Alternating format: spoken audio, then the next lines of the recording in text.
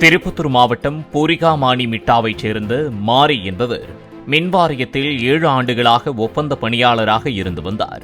இவர் கதிரிமங்கலத்தில் டிரான்ஸ்பார்மர் பழுதானதால் அதிகாரிகளுக்கு தகவல் அளிக்காமல் பழுதை சரி செய்ய தானாகவே டிரான்ஸ்பார்மரில் ஏறியபோது மின்சாரம் தாக்கி உயிரிழந்தார்.